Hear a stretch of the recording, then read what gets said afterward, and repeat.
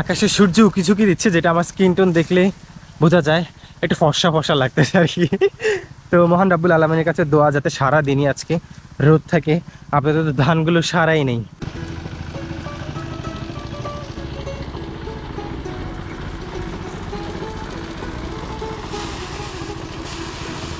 তারপরে রব্বুল আলামিনের দ্বারা শুকরিয়া, আমার চাইতে অনেক মানুষ আরও বেশি ক্ষতিগ্রস্ত হয়েছে।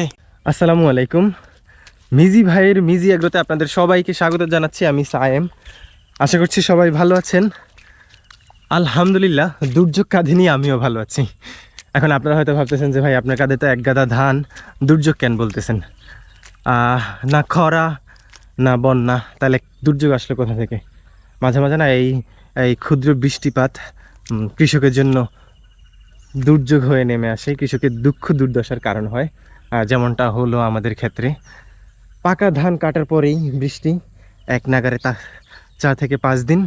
এখন এই ধান নিয়ে দুঃখ দুর্দশা ভোগ করতে হচ্ছে, 4 গুণ পরিমাণ কষ্ট করতে হচ্ছে। ধান কাটা, ধান মাড়াই করার পর যে পরিমাণ কষ্ট করতে হইতো, এখন এই বৃষ্টির কারণে 4 গুণ বেশি কষ্ট করতে হচ্ছে।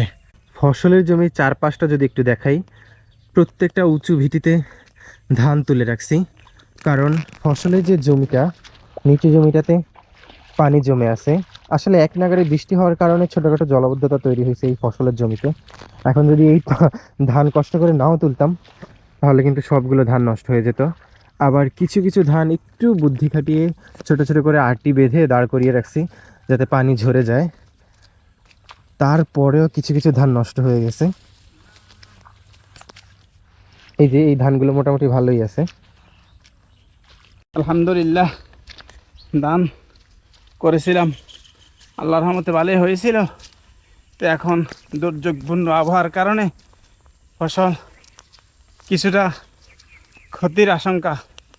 তারপরে রব্বুল আলামিনের দ্বারা শুকরিয়া, আমার চাইতে অনেক মানুষ আরও বেশি ক্ষতিগ্রস্ত হয়েছে। হাজার হাজার লক্ষ লক্ষ ধান পানির নিচে তলিয়ে গিয়েছে। আল্লাহ তাআলা তাদেরকে এই শোক সংবরণ করার তৌফিক দান করুক, আমিন।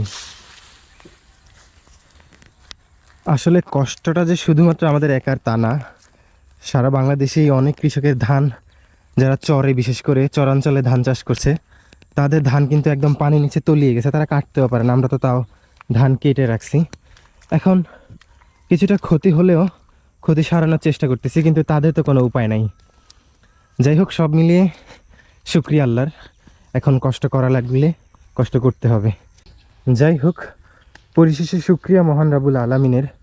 দীর্ঘ 3 থেকে 4 দিন পর এখন বৃষ্টি বিরতি হলো, আর আমরাও এদিকে ধান মাড়াই করার প্রস্তুতি নিচ্ছি। সেই উঁচু উঁচু আটগুলো থেকে ধান বয়ে নিয়ে আসতেছি এই জায়গায়। এই কারণেই কণ্ঠস্বর একটু ক্লান্ত লাগতেছে। আসল কথা হচ্ছে কি, এখানে খারাপ লাগার কয়েকটা কারণ আছে। ধরেন চরাঞ্চলে যাদের ধান নষ্ট হচ্ছে, তাদের হয়তো ধান পানিতে তলিয়ে গেছে, নয়তো অনেকের চর ভেঙে গেছে, মানে করার কিছু না, এখন চোখের সামনে নাই। কিন্তু আমার এত বেশি খারাপ লাগার কারণ হচ্ছে, আমি নিজ হাতে ধান কাটলাম, সংগ্রহ করলাম, এখন ধান মাড়াই করার পালা। কিন্তু এই যে দেখেন আমার হাতে ধানগুলো দেখতেছেন, সবগুলো ধানের শিকড় চলে আসছে এইভাবে। এই যে যদি দেখাই, চোখের সামনে যদি কষ্টার্জিত ফসলগুলো এইভাবে নষ্ট হয়, তো একটু বেশি খারাপ লাগাটা খুবই স্বাভাবিক। আমার মনে হয় না যে আমি এখানে সিম্পিতি গেইন করতেছি কোনোভাবে।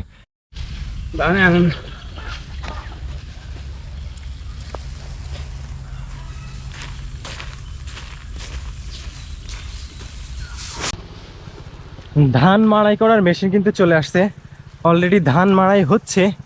আর আকাশে আকাশে সূর্য উকি ঝুঁকি দিচ্ছে, যেটা আমার স্কিন টোন দেখলে বোঝা যায় একটু ফর্সা ফর্সা লাগতেছে আর কি। তো মহান রাব্বুল আলামিনের কাছে দোয়া যাতে সারা দিনই আজকে রোদ থাকে, আপাতত ধানগুলো সারাই নেই। ওয়েট, আপনাদেরকে গিয়ে একটু ধান মাড়াইয়ের দৃশ্যটা দেখাই। এটা কিন্তু সেই গ্রামীণ প্রক্রিয়া ধান মাড়াই না, এটা হচ্ছে শিল্প বিপ্লবের ফলে ঘটা আধুনিকভাবে ধান মাড়াই করা। চলুন আপনাদেরকে সেটা একটু উপভোগ করাই।